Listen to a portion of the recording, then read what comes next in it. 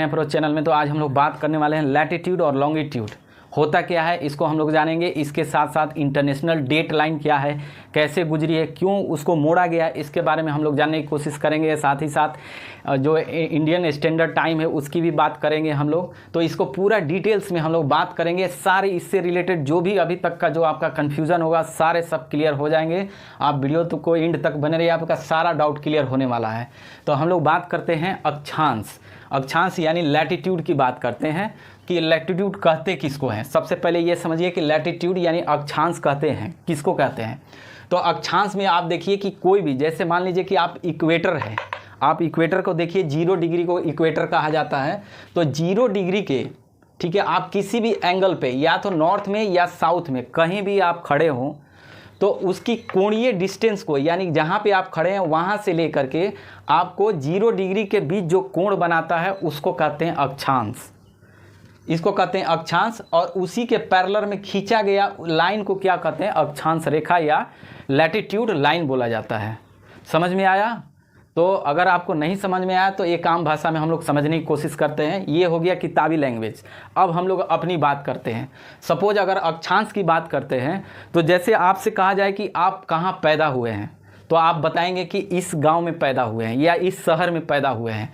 तो आपको उस शहर का बताएंगे तो उससे कुछ पता नहीं चलने वाला है कि आप कौन से का। सपोज अगर छोटा शहर है या गांव है तो दूसरे आदमी को नहीं आएगा कि कहाँ है, फिर दोबारा पूछेगा आप किस शहर में रहते हैं, किस स्टेट में रहते हैं। उसी तरीके से एग्जैक्ट अगर निकालना हो किसी लोकेशन का तो क्या होता है कि अक्षांश, जैसे आप इस पोजीशन पे खड़े हैं तो इसका अक्षांश, आप कितने अक्षांश पे खड़े हैं, नॉर्थ में खड़े हैं कि साउथ में खड़े हैं, ये आपको बताना पड़ेगा। तभी आप, जैसे आप किसी गांव में हैं तो आपको बताना पड़ेगा कि मैं कौन से जिला के कौन से शहर में रहता हूं, तो आदमी को समझ में आ जाएगा कि हाँ ये स्टेट का है, इस जगह का है। लेकिन आप सिर्फ गांव का नाम लीजिएगा तो वो समझ में नहीं आएगा। उसी तरीके से आप यहाँ खड़े हैं तो इससे हमको कुछ भी नहीं पता चलने वाला। जब तक कि हम इसकी अक्षांश और देशांतर को नहीं बताएंगे तब तक हमको नहीं पता चलेगा कि हम कहाँ खड़े हैं, इसका क्या रोल है। तो ये क्या होता है कि जैसे 0 डिग्री से जैसे नॉर्थ की तरफ जाते हैं तो ये नॉर्थ हो गया, और 0 डिग्री से साउथ में आते हैं तो इसको कहते हैं कि साउथ हो गया। ये नॉर्थ, ये साउथ हो गया। अगर इस एंगल पे हो जाएंगे तो आपको नॉर्थ में काउंट किया जाएगा, इस एंगल पे हो जाएंगे तो साउथ में एंगल किया जाता है। यानी अक्षांश जो होता है, अक्षांश या अक्षांश रेखा कहेंगे, ये हमें क्या इंडिकेट करता है कि आप उत्तर में है या दक्षिण में है। ये आपको डायरेक्शन बताएगा कि इससे क्या करेगा कि आप किस नॉर्थ में है या साउथ में है। वहीं अगर देशांतर की बात करेंगे तो ये बताएगा कि आप किधर हैं, पूरब में है या पश्चिम में है, ये बताएगा। तो ये हो गया हमको नॉर्थ और साउथ की बात करेगा। जैसे आप बता रहा हूँ कि जैसे गूगल मैप का आप इस्तेमाल करते हैं तो गूगल मैप में क्या होता है, आप जैसे किसी को लोकेशन भेजते हैं तो जैसे वो आप भेजेंगे तो क्या होता है, वो सारा काम लैटिट्यूड लॉन्गिट्यूड पे काम किया जाता है। जैसे आप भेजेंगे जहाँ पे आपका दिखाएगा लोकेशन कि आप इस जगह पे खड़े हैं, आप उसको क्लिक कीजिएगा तो आपका क्या आएगा, सबसे ऊपर में आप देखेंगे लैटिट्यूड और लॉन्गिट्यूड आएगा। जैसे दिल्ली के आप किसी कोने में खड़े होंगे तो आपको 28 डिग्री के आसपास दिखाएगा कि आप लैटिट्यूड में खड़े हैं, और लॉन्गिट्यूड 76 से 78 के आसपास ये दिखाएगा कि आप इस लोकेशन पे हैं। और वही क्या करता है, गूगल मैप उसको भेजता है और उससे वो ट्रेस करके आपका लोकेशन को दे देता है। इसी तरीके से आप देखेंगे कि जितने भी सारे जो फ्लाइट इस्तेमाल किया जाता है हमारे देश में, जो जितना एविएशन सेक्टर में इस्तेमाल होता है, लैटिट्यूड लॉन्गिट्यूड से ही जहाज चलती है, किस डायरेक्शन में किस पोजीशन में चलना है। या फिर जैसे चंद्रयान भी छोड़ा गया है तो इसमें भी लैटिट्यूड लॉन्गिट्यूड का ही इस्तेमाल होता है। तो आप प्रैक्टिकल देखिए कि बिना इसके, यानी लैटिट्यूड और लॉन्गिट्यूड के बिना आप किसी एग्जैक्ट नहीं निकाल सकते आप किस पोजीशन में कहाँ खड़े हैं क्या है। तो इसका सबसे बेस्ट एग्जांपल यही है कि आप प्रैक्टिकल में आप देख सकते हैं इसको। तो लैटिट्यूड यही हो गया जो इक्वेटर ये हो गया 0 डिग्री के पैरेलल में कोई भी आप लाइन, आप जितना लाइन खींच सकते हैं आप खींचिएगा तो ये हो जाएगा नॉर्थ साइड और ये हो जाएगा साउथ साइड, यानी दक्षिण में साउथ हो गया।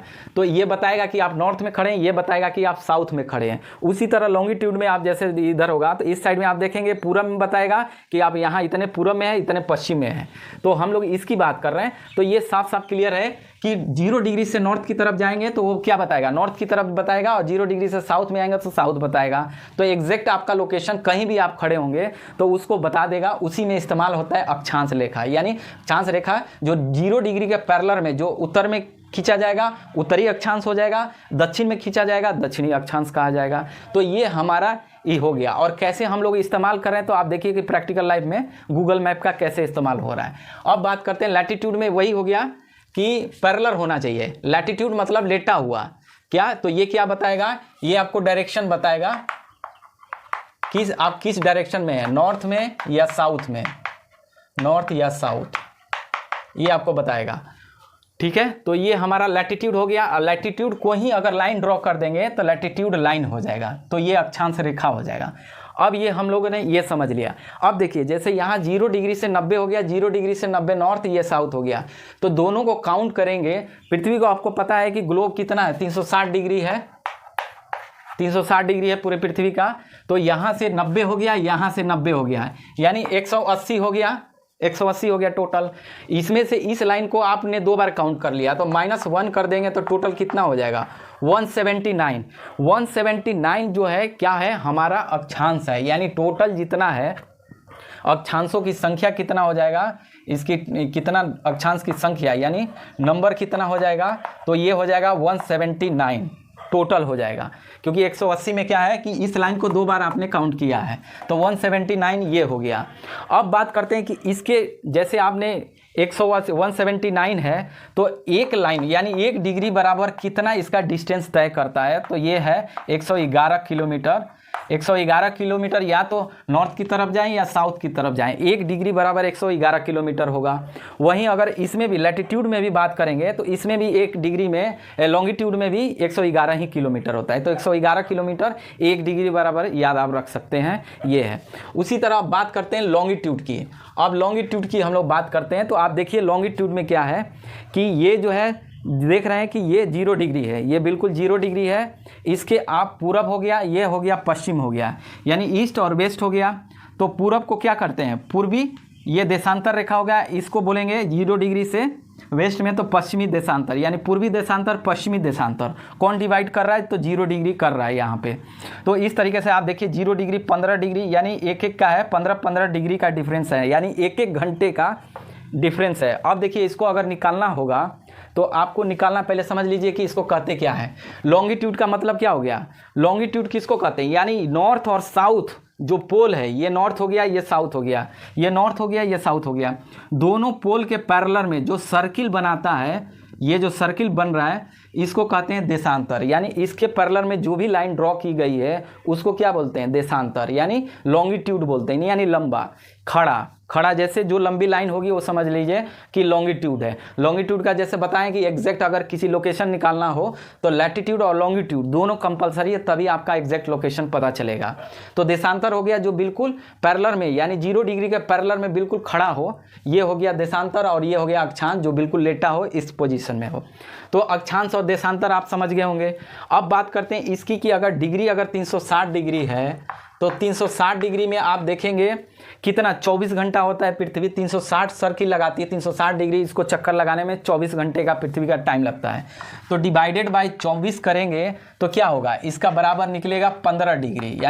यानी ये क्या होगा कि 360 डिग्री में से 24 घंटे को डिवाइड करेंगे तो 15 डिग्री हमारा आएगा। तो 1 घंटे में क्या हो गया, 15 डिग्री आ गया मेरा।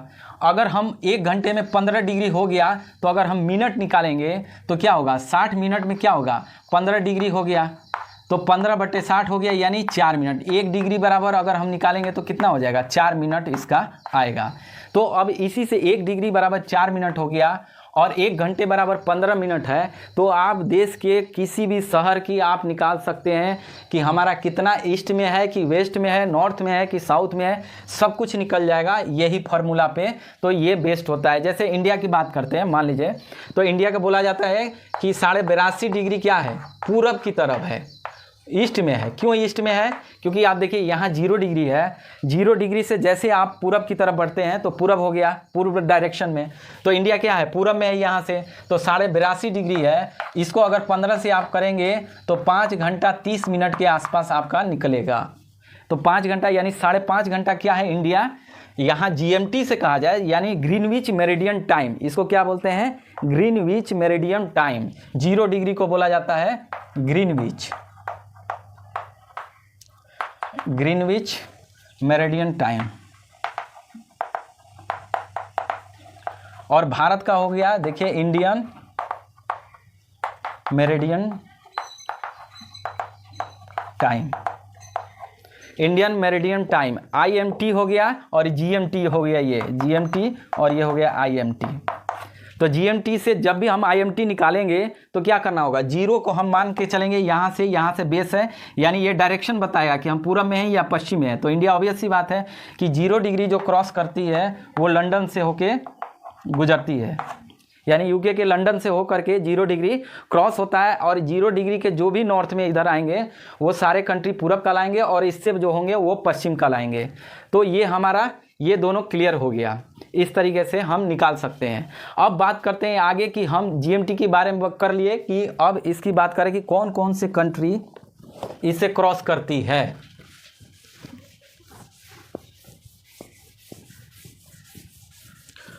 कौन सी कंट्री आप देखेंगे कि 0 डिग्री से कौन सी कंट्री हो रही है, यानी GMT से कौन कौन कंट्री है जो क्रॉस करता है। आप बताइए, बहुत सारे एग्जाम ऐसे पूछते हैं कि 0 डिग्री पे कौन सा देश बसा हुआ है, आप बताइए उसका। तो आप देखेंगे सबसे पहले जो नॉर्थ में आएगा UK आएगा सबसे पहले, उसके बाद आएगा फ्रांस। हालांकि मैं लोकेशन बनाने लग जाऊंगा तो काफ़ी लंबा वीडियो हो जाएगा, इसलिए मैं सिर्फ देश का नाम लिख रहा हूं क्योंकि बहुत लंबा हो जाएगा, वर्ल्ड का मैप बनाना पड़ जाएगा मैं। तो ये UK हो गया, फ्रांस हो गया, उसके बाद जो है वो स्पेन हो जाएगा, ठीक है। यानी 3 कंट्री है जो यूरोपियन कंट्री है जो 0 डिग्री होके क्रॉस करके आती है। अब अफ्रीका में एंट्री मारते हैं तो अल्जीरिया हो गया, अल्जीरिया हो गया, उसके बाद जो है माली हो गया, उसके बाद बुर्किना फासो,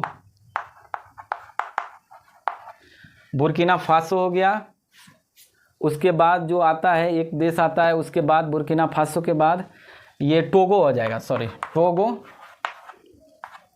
हो गया, उसके बाद घाना हो जाएगा, ठीक है, घाना हो गया, और उसके बाद अंटार्कटिका हो गया, ठीक है। तो ये कंट्री टोटल 9 है, 1 2 3 4 5 6 7 8 9। ये देखिए ये अंटार्कटिका हो गया, और 5 कंट्री है जो यूरोप की कंट्री है, और 3 हो गया यूरोप का, 5 हो गया अफ्रीका का, ये अफ्रीका का हो गया, और ये हो गया यूरोप का, अफ्रीका और अंटार्कटिका। ये 9 कंट्री है जिससे होकर 0 डिग्री 0 लाइन हमारा ये गुजरता है, ठीक है। तो ये कंट्री कहीं भी पूछ देता है कि कौन सी कंट्री होके गुजरती है, किससे नहीं गुजरती है, तो अगर ये आपको याद रहेगा तो आप आंसर बहुत बढ़िया तरीके से इसको कर लेंगे, ठीक है। तो ये हमारा ये रहा। उसके बाद हम बात करते हैं कि एग्जैक्ट कहा जाए, इंटरनेशनल डेट लाइन की बात करते हैं अब हम लोग।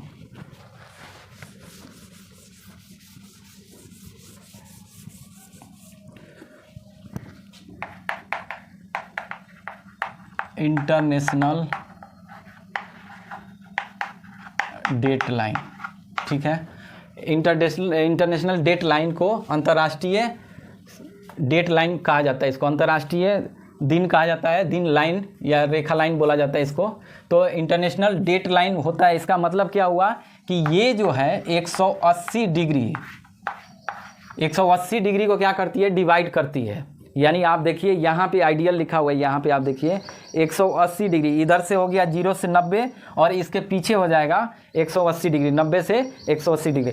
तो 180 डिग्री को क्या किया जाएगा, यहाँ से डिवाइड करता है। क्या डिवाइड करता है, तो ये डे डिवाइड करता है। यानी इस लाइन से सपोज अगर यहाँ से आ रहा है, फिर इस तरह से हुआ, फिर इस तरह से ऐसे करके इंटरनेशनल डेट लाइन इस तरीके से आपको मिलेगा।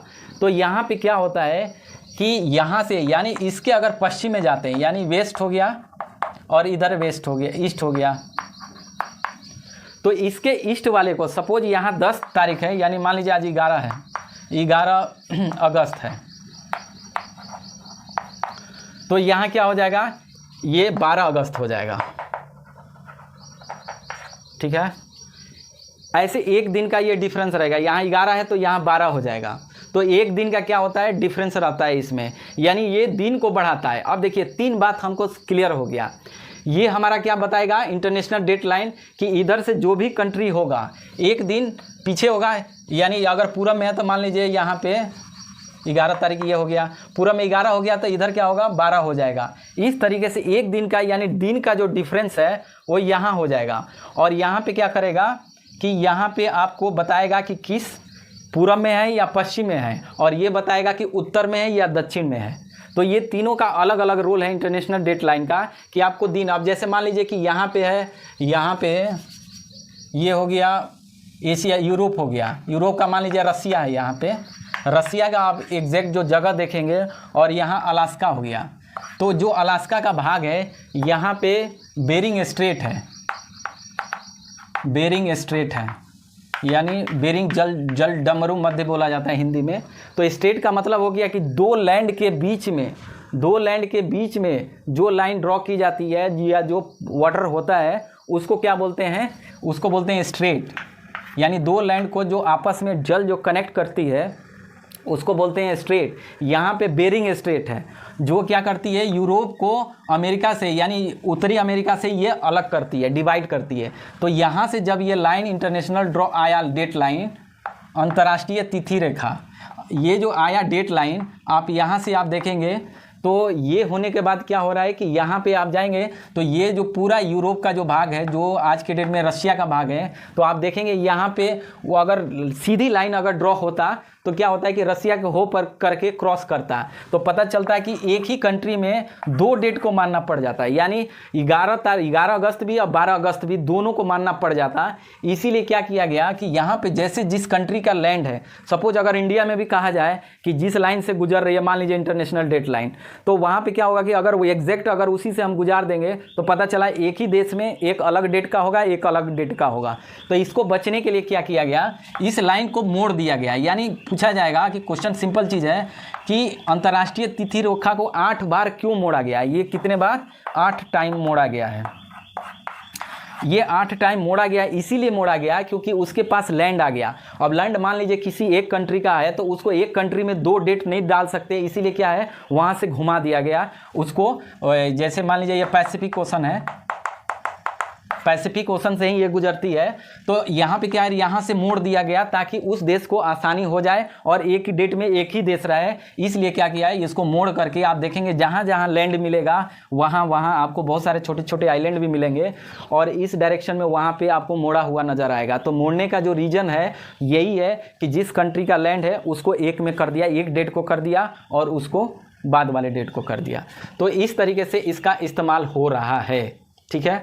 यानी इसको अगर 11-12 अगस्त है तो मान लीजिए यहाँ पे 10 अगस्त होगा, क्योंकि पूरब पश्चिम है ना, तो पूरब क्या होगा आगे की तरफ बढ़ेगा और ये जो है पश्चिम में ये चीज़ होगा। तो एक दिन का मान के चलिए कि एक दिन का डिफरेंस होता है, यहाँ दिन का डिफरेंस होगा, यहाँ पूरब पश्चिम बताएगा और यहाँ उत्तर दक्षिण बताएगा। तीनों का अपना अपना रोल है इंटरनेशनल डेट लाइन में, 8 बार मुड़ती है और इस तरीके से ये सारा काम होता है। अब बात करते हैं इंडिया के ऊपर कि इंडिया में आप देखेंगे जैसे नॉर्थ ईस्ट है, जैसे मान लीजिए हम इंडिया की बना रहे हैं जल्दी जल्दी,